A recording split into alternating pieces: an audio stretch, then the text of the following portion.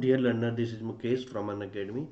आज हम अपना जो इकोनॉमिक सर्वे है, इकोनॉमिक सर्वे जो चैप्टर वाइज आया है, इसमें टोटल चैप्टर जो है आपके 12 चैप्टर है। ठीक है। और हम आज चैप्टर नंबर 1 से लेके चैप्टर नंबर 6 तक का इकोनॉमिक सर्वे की डीप एनालिसिस करने वाले हैं इस वीडियो के माध्यम से। और आपको तब पता चलेगा कि इकोनॉमिक सर्वे केवल हाईलाइट पढ़ना काफ़ी नहीं होता है। इकोनॉमिक सर्वे को चैप्टर वाइज पढ़ना चाहिए, जिससे कि आपकी प्रीलिम्स के साथ साथ मेंस की भी एक अच्छी तरीके से तैयारी हो। ठीक है। तो शुरुआत करते हैं, क्या इकोनॉमिक सर्वे कह रहा है। चैप्टर 1 से हम क्या करेंगे, आगे बढ़ेंगे और चैप्टर 6 की तरफ जाएंगे। ठीक। तो सबसे पहले देखो, शुरुआत में ही इकोनॉमिक सर्वे में लिखा हुआ है कि अगर हम देखें पिछला साल या फाइनेंशियल ईयर 23, अब मैं फाइनेंशियल ईयर 23 कह रहा हूँ, तो आप तो अभी सोचोगे सर फाइनेंशियल ईयर 23 तो अब आ रहा है। नहीं, फाइनेंशियल ईयर 23 का मतलब है कि ये आपका कब से कब तक होगा। काफ़ी चीज़ों को हम एक एक लाइन को यहाँ पे समझने की कोशिश करेंगे। ठीक है ना। अभी स्लाइड रीडिंग मत करो। फाइनेंशियल ईयर 23 का मतलब हुआ यहाँ पे कि आपका 1 अप्रैल, ठीक है, 2022 से लेके आपका 31 मार्च, ठीक है, क्लियर, 31 मार्च 2023। तो अभी तो आप फरवरी में बैठे हो। ठीक है। यानी अभी भी आपका फाइनेंशियल ईयर 23 का एक महीना और बाकी है, मार्च वाला। ठीक है ना। क्लियर। अब जो फाइनेंशियल ईयर आएगा 1 अप्रैल से, वो फाइनेंशियल ईयर 24 कहलाएगा। ठीक है ना। तो हमने ये देखा कि रसिया यूक्रेन कन्फ्लिक्ट हुआ, जिससे कि पूरी दुनिया में इन्फ्लेशन बढ़ गई। अब भैया सबसे पहले इस एंगल को समझो कि रसिया यूक्रेन में युद्ध होने से आपका इन्फ्लेशन क्यों बढ़ गई। आप सभी को पता है कि ये रसिया से बहुत ज़्यादा क्या है, आपकी गैस की सप्लाई होती है, बहुत सारे फर्टिलाइजर की सप्लाई होती है। तो युद्ध होने से क्या हुआ, ये सप्लाई रुक गई और रसिया पे बहुत सारे प्रतिबंध भी लगाए गए। अब जो जब भी इकोनॉमी में शॉर्टेज हो जाती है किसी भी चीज़ की, तो उसके प्राइस क्या हो जाते हैं, बढ़ जाते, नहीं बढ़ जाते। तो वो ग्लोबली क्या है, उसका असर दिखा। तो सबसे पहले हमें समझना चाह रहे हैं कि इंट्रोडक्शन वाले पार्ट में इकोनॉमिक सर्वे ये है, कहना चाह रहा है कि फाइनेंशियल ईयर 23 अच्छा नहीं था। पहला कारण तो ये था कि रसिया यूक्रेन का कन्फ्लिक्ट हुआ, जिसके कारण हुआ महंगाई चरम स्थिति पे पहुंची थी। समझ में आया। और महंगाई से केवल भारत नहीं, पूरी दुनिया ही क्या थी, परेशान थी। अब जब महंगाई बढ़ती है तो क्या किया जाता है। मैंने आपको बताया था कि महंगाई बढ़ गई है, यानी कि मार्केट में पैसा आ गया। ठीक है। अब इस मार्केट से क्या है, पैसा क्या करो, उठा लो। और ये कौन उठाएगा, वहाँ की सेंट्रल बैंक। अब जैसे अगर हम यूएसए की बात कर रहे हैं, तो यूएसए के मार्केट में डॉलर होगा। ठीक है। यूएसए की सेंट्रल बैंक कौन है, फेडरल बैंक। तो फेडरल बैंक क्या करेगी, ये पैसे को उठाएगी। ठीक है। या इस पैसे की सप्लाई कम करेगी, पैसा मतलब डॉलर की सप्लाई कम करेगी। वो कैसे कर सकती है, मान लेते हैं फेडरल रेट जो है, इंटरेस्ट रेट बढ़ा दे। ठीक है। अब आप सोचो, इंटरेस्ट रेट यानी ब्याज की दरें बढ़ा दी है, तो कोई भी अधिक ब्याज पे लोन लेना पसंद करेगा, नहीं करेगा ना। यानी कि कितनी जो बोरिंग होंगी वो रुक जाएंगी, मार्केट में कम पैसा, कम डॉलर आएगा। ठीक है ना। और यही तो फेडरल चाहती थी। तो फेडरल रिजर्व ने क्या करा, आपका रिस्पॉन्ड करा with price hike to curb inflation. सबको समझ में आ गया।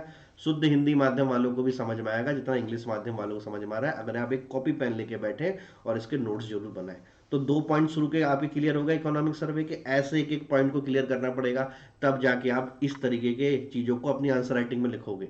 समझ में आया कि फेडरल रिजर्व जो है क्यों अपना इंटरेस्ट रेट बढ़ाती है, इन्फ्लेशन को कम करने के लिए। ठीक है ना।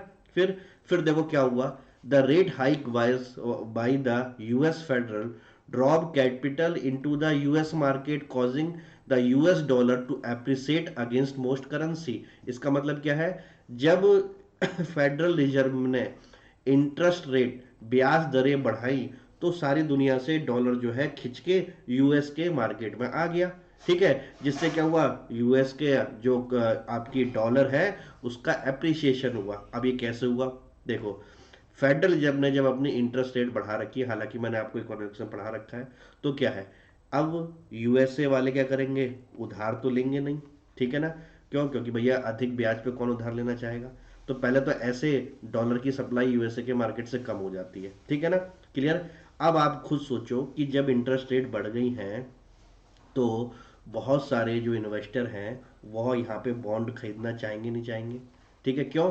क्योंकि मान लो पहले उनको बॉन्ड पे 8% इंटरेस्ट मिलता था, अब उनको 9% मिल रहा है, तो बॉन्ड आकर्षक हो गया कि नहीं हो गया? तो अब वो पैसा कहाँ लगाएंगे? यूएस के बॉन्ड मार्केट में लगाएंगे, ठीक है ना?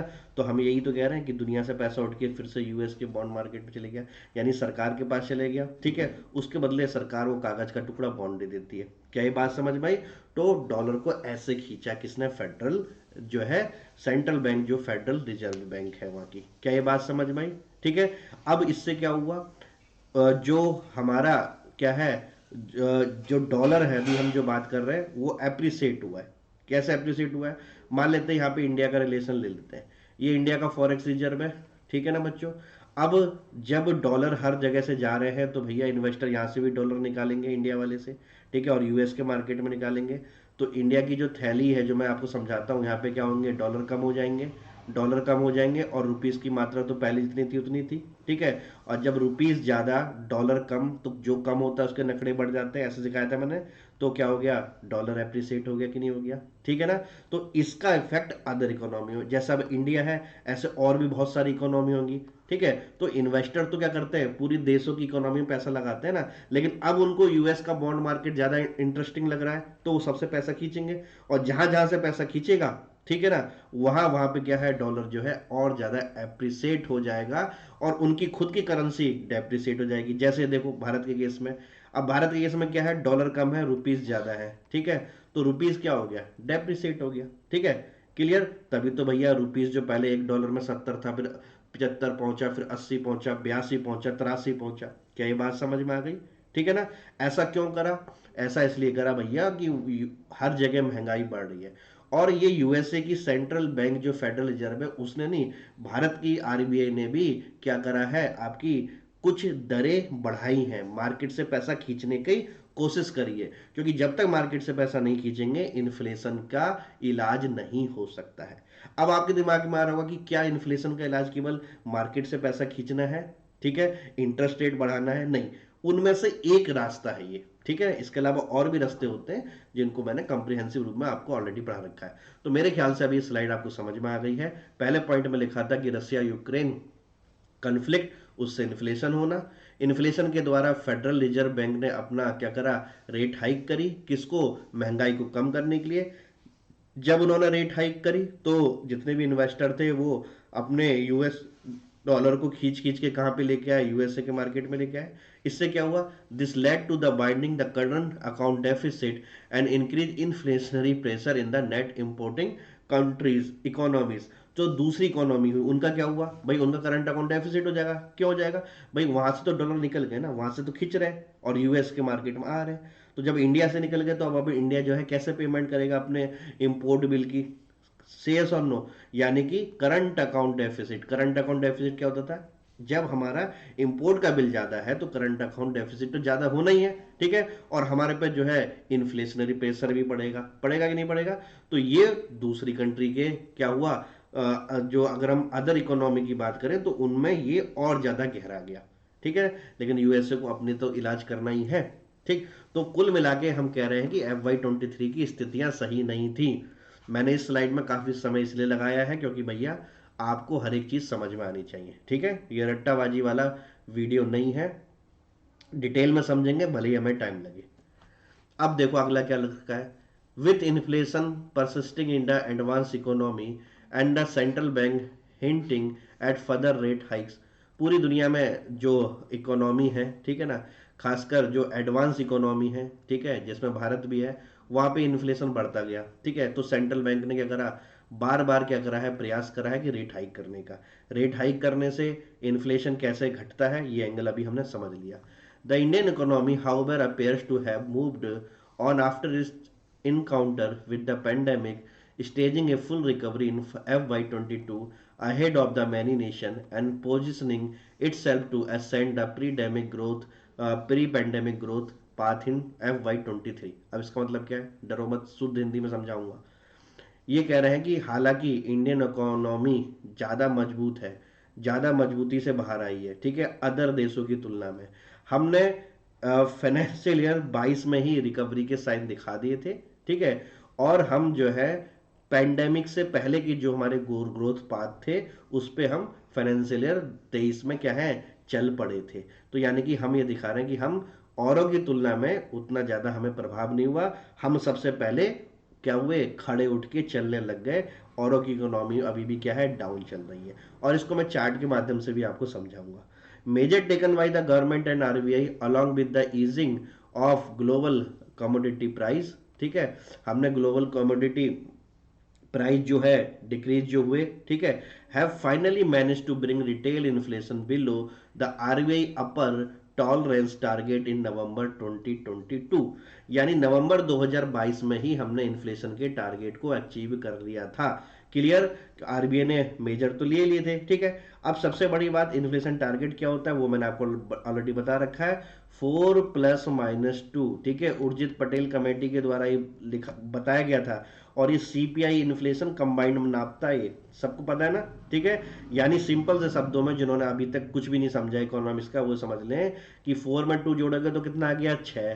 4 में से 2 घट रहा हो तो कितना क्या, 2। यानी कि हमारा इन्फ्लेशन 2 से 6% होना चाहिए, 6 से ज़्यादा नहीं होना चाहिए, 2 से कम नहीं होना चाहिए। तो अगर इस रेंज में हमारी महंगाई चल रही है तो कोई दिक्कत नहीं, ये हमारी टॉलरेंस लिमिट है, ठीक है। और हमने ये टॉलरेंस लिमिट नवंबर 2022 के महीने में ही अचीव कर ली थी। सबको समझ में आ गया, ठीक। आगे बढ़ते हैं।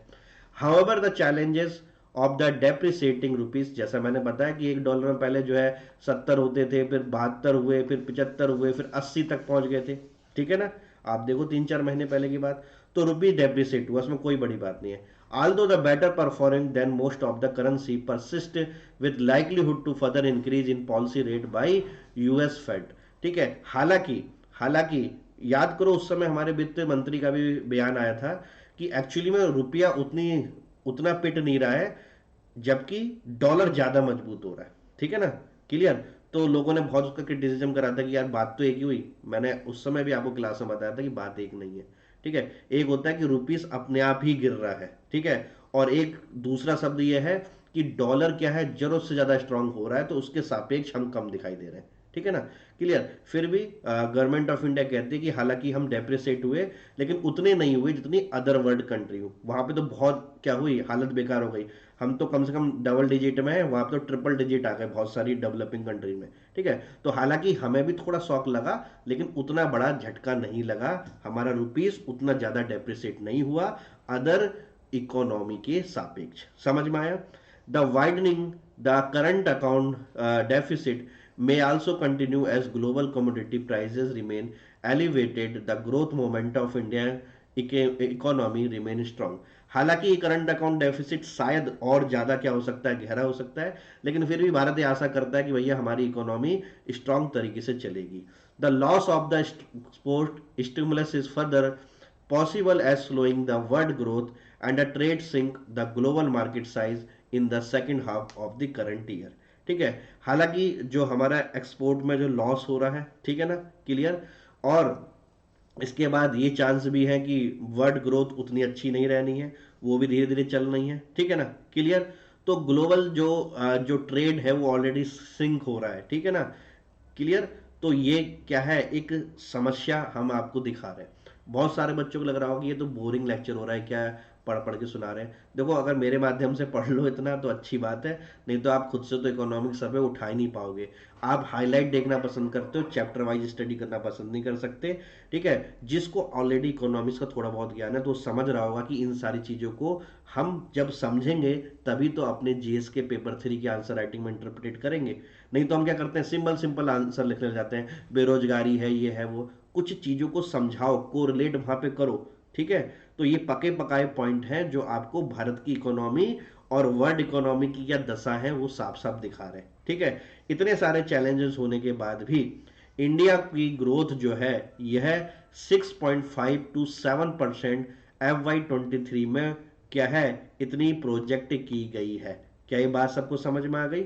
और ये बहुत अच्छा है कि 6.5 से 7%, ठीक है। अभी मैं आपको चार्ट दिखाऊंगा जहां पे वर्ल्ड की टॉप टॉप कंट्री 2-3% से भी ग्रो नहीं कर पा रही है, हम लगभग लगभग 7% को छू रहे हैं। तो ये बहुत अच्छी बात है, ठीक है, क्लियर। अब आया भैया the capital expenditure of the central government which increase by 63.4% in the first 8 month of FY23। FY23 मैंने बता दिया ना, अभी मैं सुना सर FY23 तो आने वाला है, नहीं, जाने वाला है, 1 महीना बचा है बस, 1 या 2 महीने बचे हैं, फरवरी में बैठे हो आप। तो हमने दो, कैपेक्स क्या होता है? कैपेक्स मतलब कैपिटल एक्सपेंडिचर, यानी कि पूंजीगत व्यय आपका। अब पूंजीगत व्यय में क्या होता है? फैक्ट्री को खोलना, ठीक है, उसकी फिजिकल एसेट को बढ़ाना, उसके प्लांट की कैपेसिटी को बढ़ाना, नए नए प्लांट लगाना, ठीक है, ये सारी की सारी चीजें क्या है, सरकार इस पे बहुत ज्यादा ध्यान दे रही है। और हमारा कैपिटल एक्सपेंडिचर पूंजीगत व्यय 63.4% बढ़ा है लास्ट के 8 महीने में। अब आप खुद सोचो, इतनी सारी फैक्ट्रियां हैं, इतने सारे PSU जब अपने प्रोडक्शन को बढ़ाएंगी, जब अपनी बिल्डिंग लैंड इन सबको वो एक्वायर कर रही, तो कितना सारा रोजगार होगा, कितना सारा कमोडिटी जनरेट होंगी, वो एक्सपोर्ट होंगी, तो इकोनॉमी रिवाइव होगी नहीं होगी? ठीक है। और हमें कॉन्फिडेंट है, तभी तो हम अपना कैपेक्स बढ़ाते जा रहे हैं। और इस बार भी बजट में मैंने आपको बताया ना कैपेक्स कितना ज्यादा हम बढ़ा रहे नहीं बढ़ा रहे। तो कैपेक्स शॉर्ट फॉर्म है किसकी? कैपिटल एक्सपेंडिचर की। जो भी कंट्री अपने कैपिटल एक्सपेंडिचर को बढ़ा रही है, तो यानी कि उसको कॉन्फिडेंस है अपनी अर्थव्यवस्था पे कि मैं उतना प्रोडक्शन करके ले जाऊंगी जिसकी खपत जो है डोमेस्टिकली भी हो जाएगी और एक्सपोर्ट मार्केट में भी हो जाएगी। क्या ये बात समझ में आया? और सरकार जो कर तो रही है, उसके साथ साथ प्राइवेट कैपेक्स मतलब प्राइवेट कंपनी भी अपनी कैपिटल एक्सपेंडिचर कर रही है, ठीक है ना। और देखो, सिंपल सी बात है, अगर कोई भी कॉर्पोरेट हाउस अपना कैपिटल एक्सपेंडिचर कर रहा है, फैक्ट्री पे फैक्ट्री खोल रहा है, एग्जिस्टिंग प्लांट की कैपेसिटी बढ़ा रहा है, तो भैया उसको पैसा चाहिए होगा, फ्री में तो कर नहीं पाएगा। तो यानी कि कैपेक्स को सपोर्ट करने के लिए बैंक क्रेडिट भी होना चाहिए। और बैंक क्रेडिट का कब होगा? जब बैंकों की हालत सुधरी होगी। और हमारी बैंकों की हालत इस समय दुनिया की सबसे बेस्ट क्या है आपकी, मजबूत कंडीशन में हमारी बैंकें हैं। समझ में आया? एनपीए सबका डाउन है, ऑलरेडी क्रेडिट देने के लिए उनके पास बहुत कुछ चीजें हैं। यानी कि प्राइवेट कैपेक्स भी हमारा क्या है, पूर्णतः सपोर्ट होगा उसका, किसके द्वारा? बैंकों के द्वारा। समझ में आया? हमारी क्रेडिट फाइनेंसिंग क्या है, बहुत अच्छी है, जो इतना सारा क्या कर सकती है, जनरेट कर सकती है, इसमें साफ साफ लिखा हुआ है। ठीक है ना? क्लियर? आगे बढ़ो। तो कोई हमारी इकोनॉमी के बारे में पॉजिटिव थिंग, इसको भी याद रखो, हमेशा नेगेटिव नेगेटिव नहीं बोलना है, ठीक है। अब देखो, हम कह रहे हैं एमएसएमई में, देखो, financial health of the well capitalized public sector bank has position them to better increase the credit supply. मैंने बोला ना, हमारी पब्लिक सेक्टर बैंक यानी पीएसबी बैंकों की, जिसमें क्या है आपकी पब्लिक सेक्टर बैंक आती हैं, ये सारों की हालत क्या है, बहुत अच्छी है। तो ये क्रेडिट सप्लाई रेगुलर आपको करेंगी, ठीक है। The credit growth to micro small and medium enterprises, MSME की बात करें तो इनकी भी ग्रोथ काफी अच्छी हुई है। ओवर 30.6% हुई है आपके जनवरी से लेकर नवंबर 2022 में, इस रेट से ग्रोथ हुई है, ठीक है।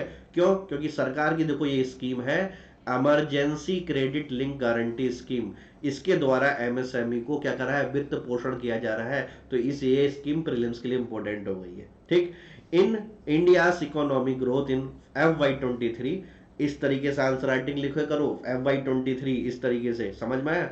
Has been principally led by the private consumption and capital formation. यही हमने देखा कि भैया हमारा प्राइवेट कंजम्पशन मतलब हम इंडिविजुअल प्राइवेट कहलाते हैं, ठीक है ना। तो हम प्राइवेट कंजम्पशन हमारा ठीक है, ठीक है, और हमारा कैपिटल फॉर्मेशन भी ठीक रहा, किसमें? 23 में। It has help generate employment, इससे रोजगार की वृद्धि हुई। डिक्लाइन अर्बन अनएम्प्लॉयमेंट रेट, बेरोजगारी की दर कम हुई है। क्यों? क्योंकि भैया ईपीएफ में रजिस्ट्रेशन बढ़ा है। अब आपको क्या मतलब है ईपीएफ में? भैया कोई नौकरी करता है तो अपना ईपीएफ खुलेगा नहीं खुलेगा? तो अगर ईपीएफ की संख्या बढ़ रही है तो यानी कि रोजगार की संख्या बढ़ रही है। सबको समझ में आ गया? ठीक है। तो ये सकारात्मक चीज भारत की इकोनॉमी की आपके सामने है, ठीक। Recovery of MSME is proceeding a pace as in evidence of in the amount of goods and service tax they pay, while the ECGLS is easing their debt service concern, ठीक है। GST की recovery भी बढ़ रही है MSME के क्षेत्र से, यानी कि वो कमा रहे हैं तो जीएसटी भी दे रहे हैं, ठीक है। बाकी उनको अगर कोई वित्तीय समस्या है तो भैया emergency credit linked guarantee scheme से उनको लोन प्रोवाइड किया जा रहा है, ठीक है।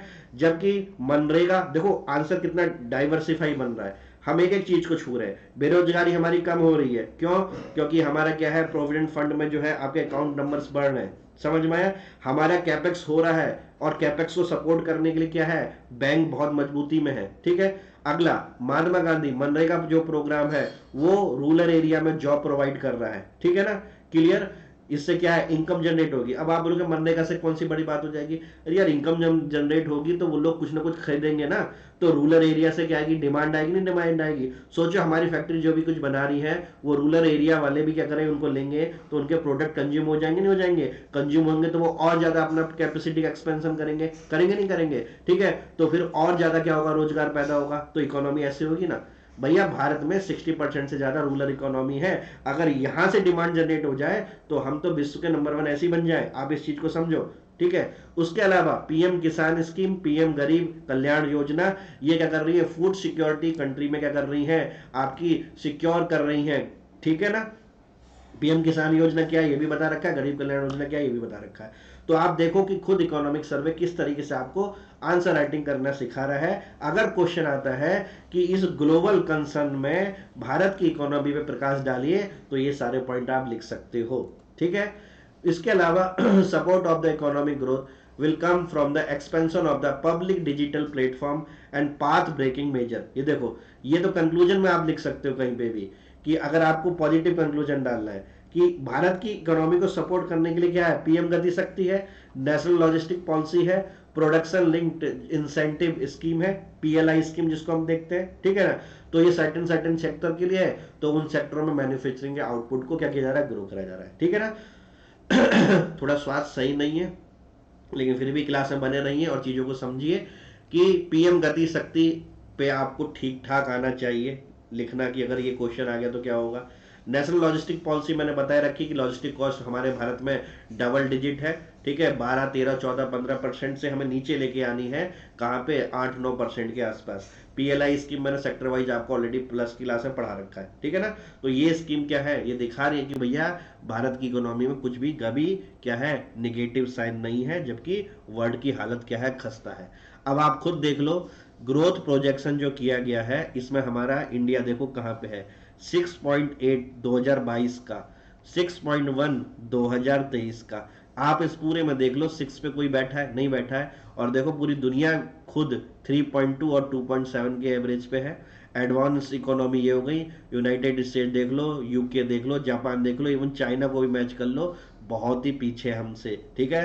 तो ये डेटा क्या है, आपके प्रीलिम्स के लिए इंपॉर्टेंट है ही, आईएमएफ सोर्स है इनका, ठीक है, इकोनॉमिक सर्वे में कोट है, तो आप इसको भी अपने मेंस के आंसर राइटिंग में कोट कर सकते हो, ठीक है। अब मैंने कहा था कि भैया एमएसएमई की ग्रोथ पिछले जो है कुछ महीनों में 35% से भी ज्यादा हुई है, ठीक है, बैंक उनको क्रेडिट दे रहा है। आप खुद देख लो एमएसएमई का ये नीले रंग वाला क्या है, चार्ट है, ये देखो नीले रंग वाला कितना ऊपर ऊपर चल रहा है, चल रहा है कि नहीं चल रहा है, ठीक है, क्लियर। ये साफ दिखा रहा है, इधर है परसेंटेज, इधर है ईयर, ठीक है, कि एमएसएमई को लोन ज्यादा से ज्यादा प्रोवाइड किया गया है, ठीक है ना, क्लियर। और उससे क्या है, उनकी ग्रोथ बहुत अच्छी हो रही है। जबकि येलो वाला इसमें नॉन फूड क्रेडिट का है, ग्रीन वाला सर्विस सेक्टर का है, लार्ज इंडस्ट्री का ये नीचे वाला है, ठीक है। हमें केवल एमएसएमई वाले से मतलब है, एमएसएमई पे बहुत बार क्वेश्चन आते हैं। अब पेपर हमें चार्ट नहीं बनाना है, ठीक है ना ही हम इस चार्ट को क्या करना है, याद करना है, हमें एक ट्रेंड को समझना है, ठीक है ना, कि ऐसा कुछ चार्ट हमने देखा था तो उसमें ट्रेंड क्या था, डबल डिजिट का था, तो डबल डिजिट का वहां पे लिख देना है, ठीक है ना। तो एनालिटिकल पावर भी अपने अंदर डालने की कोशिश करो।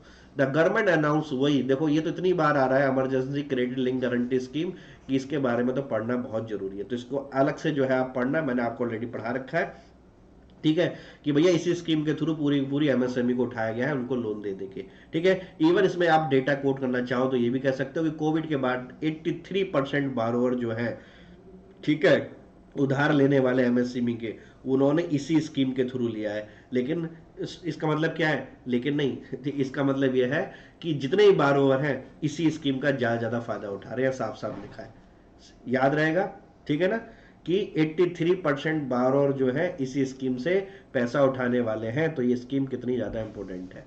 अब improvement in the rural welfare indicator, अब इसमें देखो ध्यान से, नेशनल फैमिली हेल्थ सर्वे 4 और नेशनल फैमिली हेल्थ सर्वे 5 का डेटा, ठीक है। यह proportion of the children who are stunted, ठीक है, हाइट फॉर एज, यानी कि उम्र के संग उनकी हाइट नहीं बढ़ पाती है, ठीक है, वो पहले हमारे जो है नेशनल फैमिली हेल्थ सर्वे में 38.4 थे, अब ये कम हो गए हैं, यानी अच्छी बात है, 35.5 हो चुके हैं, ठीक है। ये दो चार्ट है आपके, ये दिखा रहा है कि stunted proportion of children who are wasted, यानी कि जिनका वजन नहीं बढ़ा है, ठीक है, और जो है वजन के अनुसार उनकी क्या है, हाइट नहीं है, ठीक। तो वो भी 21 से 19% आए हैं। और इसमें कौन से बच्चे हैं, क्या कहते हैं, proportion of children who are underweight, जो क्या है अंडरवेट है, ठीक है, वो उनका भी 35 से 32 हुआ है। तो क्या हमें सर ये याद करना है, देखो याद तो नहीं करना, लेकिन ट्रेंड याद करना है कि रूरल एरिया में, ठीक है, स्टंटिंग, ठीक है, अंडरवेट, ठीक है, ये दोनों क्या है, पिछले नेशनल फैमिली हेल्थ सर्वे के मुकाबले इस बार क्या है, 5 में कम हुई है। तो यानी कि ये गुड साइन है। समझ में आया? ना ही हमें ऐसा ग्राफ बनाना है पेपर में, ना ही इन डेटा को रटना है, हमें थीम को समझना है और थीम को क्या करना है, पेपर में लिखना है, ठीक है। अब है टैक्स प्रोफाइल, ठीक है। ये वाला डायग्राम नहीं है जो आप याद कर देते हो कि पैसा कहां से आता है, कहां जाता है। ये केवल टैक्स प्रोफाइल है कि टैक्सों में भी सबसे ज्यादा कहां से आता है। तो टैक्सों में भी जो है, अगर हम प्रोफाइल की बात करें सरकार की, तो देखो एक 28 है, 26 है, 26 26 26, यानी 28 सबसे ज्यादा है। और जीएसटी क्या है आपका, पता ही है ना, गुड्स एंड सर्विस टैक्स से सबसे ज्यादा आ रहा है। केवल टैक्सों की बात कर रहा हूं मैं, ठीक। फिर कौन सा है आपका, पीआईटी 26, और यूईडी ये भी 26 है। अब पीआईटी क्या है, टैक्सेस अदर देन इनकम, ठीक है। और यूईडी क्या है आपका, यूनियन एक्साइज ड्यूटी, ठीक है ना। आप देखो नीचे यहाँ पे फुल फॉर्म लिखे, आप डरो मत कि अगर आप लिख नहीं पाए सर दोबारा बोलो, आप स्लाइड में से खुद भी चेक कर सकते हैं, ठीक है। और फिर उसके बाद सीआईटी, अच्छा सीआईटी भी 26 पे है। तो ये तीनों ड्रॉ कर रहे हैं 26 पे। सीआईटी क्या है, कारपोरेट इनकम टैक्स, और कस्टम केवल 8 पे। तो सबसे ज्यादा जीएसटी से आ रहा है, आप इसको याद रखें। और उसके बाद तो ड्रॉ हो रहा है, तो आप टॉप 1 को याद रख लें। तो इससे आपको क्या होगा, काफी फायदा होगा कि टैक्स प्रोफाइल सरकार की कैसे बनती है, ठीक है। अब देखो हम कहते हैं ना कि अगर जीएसटी रजिस्ट्रेशन बढ़ेगा तो क्या होगा, फायदा होगा ना, इसकी अमाउंट और बढ़ेगी और राजकोष और ज्यादा बढ़ेगा, ठीक है ना, क्लियर। तो इसलिए कहते हैं कि भैया जीएसटी रजिस्ट्रेशन होना चाहिए। अब भैया आपकी इकोनॉमिक सर्वे में खूब सारी स्कीम दे रखी है, उनके बारे में अचीवमेंट दे रखा है। तो इन स्कीम सबके ईयर आपको क्या करने हैं, खुद से याद करने हैं। इनका डिस्क्रिप्शन बता देता हूँ कि आयुष्मान भारत योजना वही थी, इसमें 5 लाख रुपए आपको क्या मिलते हैं, एक तरीके से इंश्योरेंस के मिलते हैं पर फैमिली पर एनम, ठीक है ना, क्लियर। और इसमें इकोनॉमिक सर्वे कह रहा है कि 19.7 करोड़ बेनिफिशियरी आयुष्मान कार्ड से क्या है आपके, उनको मिले हैं, ठीक है ना, क्लियर। और नीचे का डेटा आप चाहे तो पढ़े, नहीं तो इसे इग्नोर भी कर सकते हैं। तो ये डेटा याद रखना, ये आपके प्रीलिम्स से पूछा जा सकता है। देखो आप कहते हो ना कि यूपी पीसीएस में कौन कौन सी स्कीम के हमें ईयर याद करने हैं, तो जो स्कीम इकोनॉमिक सर्वे में है उन्हीं के ईयर याद कर लो, बस यहीं से आपका क्वेश्चन आएगा। पिछली बार भी जो मैंने पढ़ाया था वो भी सारी स्कीम वहीं से आई थी, इस बार भी देखना है यहीं से आएंगी। प्रधानमंत्री सुरक्षा बीमा योजना, इसमें 2 लाख का कवरेज मिलता है एक्सीडेंटल डेथ पे, 1 लाख का पार्शियल डिसेबिलिटी पे मिलता है, ठीक है ना। जब से शुरुआत हुई तब से 31.3 करोड़ बेनिफिशियरी इनरोल्ड हुए इस स्कीम में, याद रख लेना, प्रधानमंत्री सुरक्षा बीमा योजना। अगली है प्रधानमंत्री जीवन ज्योति योजना, इसमें 2 लाख रुपए मिलते हैं, ठीक है, डेथ होने पे। और इसमें सिंस इंसेप्शन मतलब शुरुआत से अभी तक 14.4 करोड़ बेनिफिशियरी क्या है इसमें इनरोल्ड हुए, याद रखना, 14.4, 13.3 एंड 19.7, ठीक। फिर इसके बाद क्या है थक तो नहीं गए। अब है demonstrating on track progress of attend sustainable development goal to halving poverty by 2030। जो है हमें गरीबी जो करनी है आधी करनी है। More than 41 crore existed poverty between 2005 and 2019-20 according to the United Nation multi national poverty index. का मतलब क्या है, ये एग्जिस्टेड है मतलब बाहर होगा, यानी अच्छी बात है। यानी 41 करोड़ लोग, ठीक है, गरीबी से बाहर हो चुके हैं, ठीक है। तो ये डेटा याद रखना, प्रीलिम्स से पूछ लिया जाएगा कि according to United Nation multi dimensional poverty index कितने लोग गरीबी रेखा से बाहर हुए हैं। तो 41 करोड़ लोग बाहर हुए हैं, याद रखना। डेटा कब से कब तक का है, 2005-6 और 2019-21 के बीच के, यानी इतने सालों में, 6 के आगे 21 तक चले जाओ, पता चल जाएंगे कितने साल हो गए। इतने सालों में जो है 41 करोड़ लोग जो है बाहर हुए हैं, जो एक अच्छा साइन है। ये पेपर में पूछा जा सकता है, इसको जरूर याद रखेंगे। स्पेशल फोकस किया जा रहा है कहाँ पे, हेल्थ के सेक्टर में, एजुकेशन के सेक्टर में। अब हेल्थ आया तो कमेंट बॉक्स में लिखना, बजट में पढ़ाया था कि हेल्थ सेक्टर में कितना परसेंटेज खर्च किया जा रहा है जीडीपी का, एजुकेशन सेक्टर में कितना किया जा रहा है, फिनेंशियल इंक्लूजन और बेसिक इंफ्रास्ट्रक्चर पर जोर दिया जा रहा है। ठीक है। अर्बन एम्प्लॉयमेंट डेटा, शहरी अगर रोजगार का डेटा हम बताएं तो ये प्रोग्रेस दिखा रहा है कि beyond pre pandemic level as the unemployment rate decline. Unemployment rate क्या है, डिक्लाइन हुई है बेरोजगारी। ठीक है, 8.3% इन जुलाई सितंबर टू 7.2% इन जुलाई सितंबर 2022। तो एक दो साल में लगभग क्या है, 19 20 21 22, यानी 3 साल में जो है आपका 8.3 से 7.2 जो है बेरोजगारी कम हुई है। तो आपको ये डेटा याद रखना है, रिसेंटली जो 7.2% है बेरोजगारी का, इतनी कम हुई है, यहाँ पे अटक गई है। ठीक है ना, क्लियर। इसके अलावा रूलर, ये तो मैं बताता हूँ कि भैया वुमेन एम्पावरमेंट में लिखना है, तो ऐसे डेटा तो हमें चाहिए चाहिए होते हैं। ठीक है। अब ग्रामीण female labour force participation rate, ठीक है, ये जो है आपका बढ़ा है 19.7 से 27.7%, यानी 2020-21 का जो लेटेस्ट डेटा है वो ये कह रहा है कि rural female labour force participation rate आज की तारीख में 27.7 है। आज की तारीख क्या, 20-21 एडवांस मानी जाएगी। ठीक, तो ये अच्छी बात है, ये पॉजिटिव साइन है। ठीक। सेल्फ हेल्प ग्रुप की बात करें, ये भी आपके सिलेबस में है।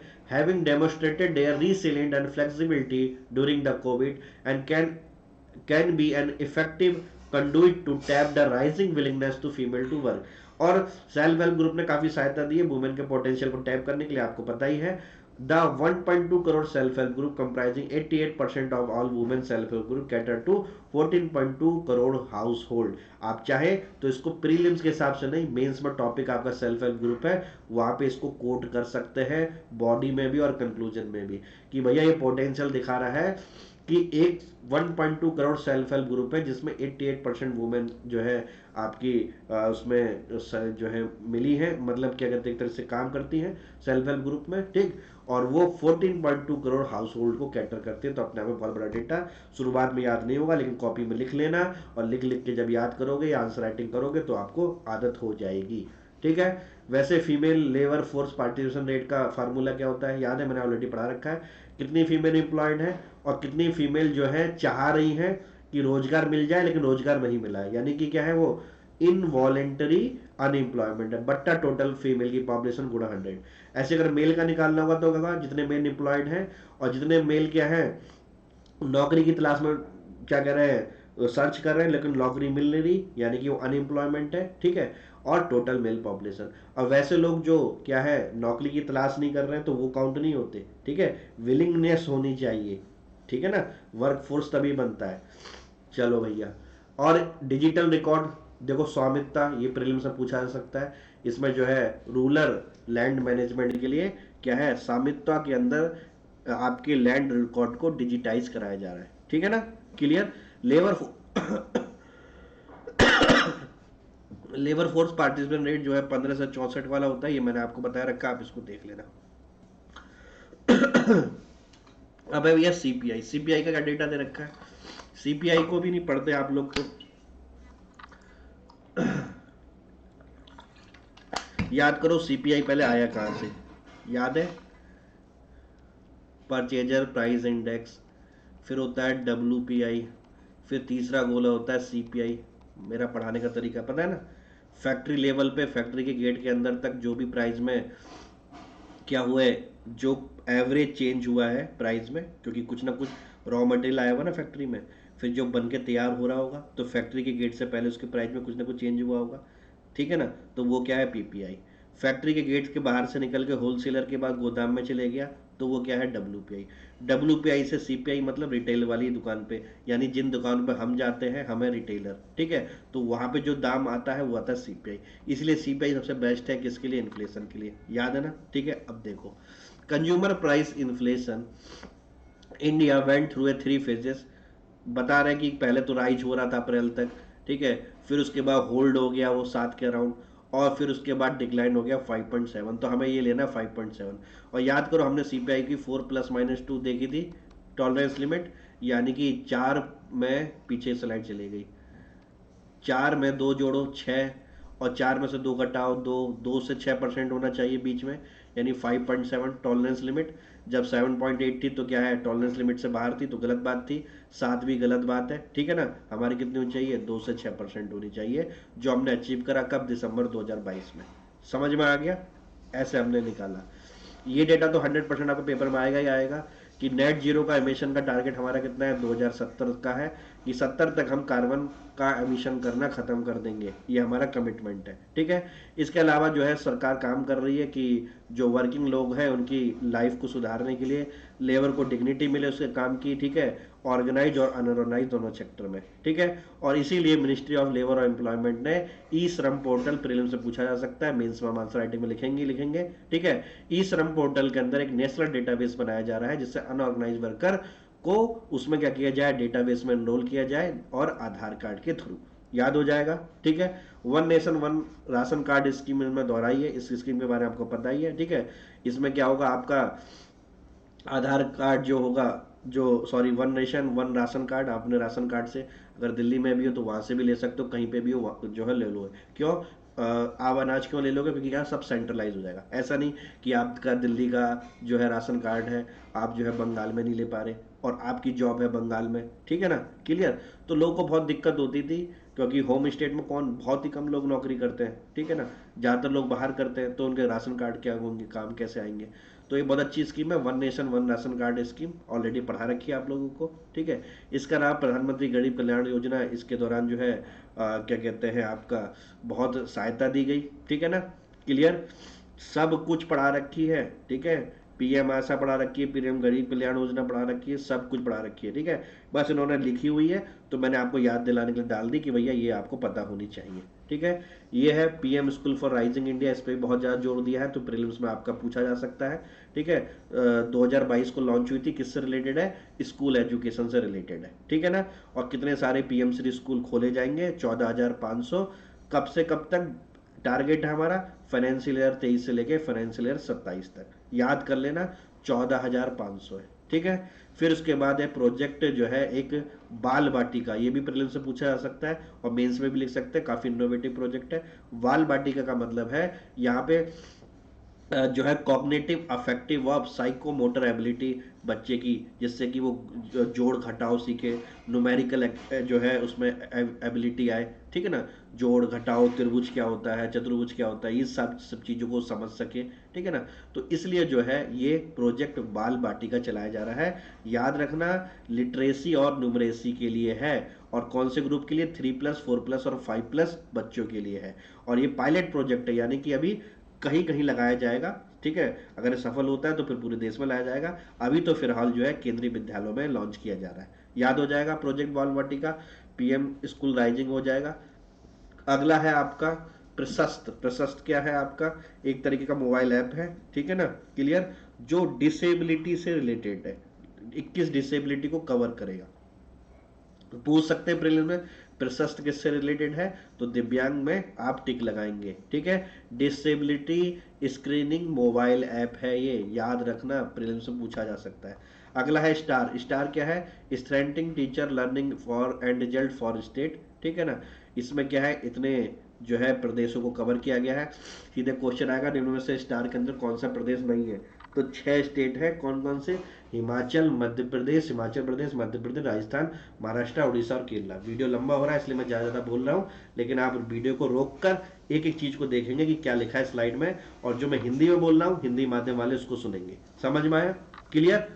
फिर ये हो गई हमारी कहानी खत्म। हालांकि वीडियो बड़ा हुआ, लेकिन आप जरूर बताना अगर आपको वीडियो अच्छा लगता है, तो अगले मैं 6 से लेके जो 12 चैप्टर है उनको कवर करूंगा। देखो जो डिटेल में पढ़ोगे उसमें टाइम तो लगेगा, ठीक है, लेकिन अब आप 1 से लेके 6 चैप्टर शायद 7 दिन में नहीं पढ़ पाते, उनका मेन क्रक्स मैंने बता दिया।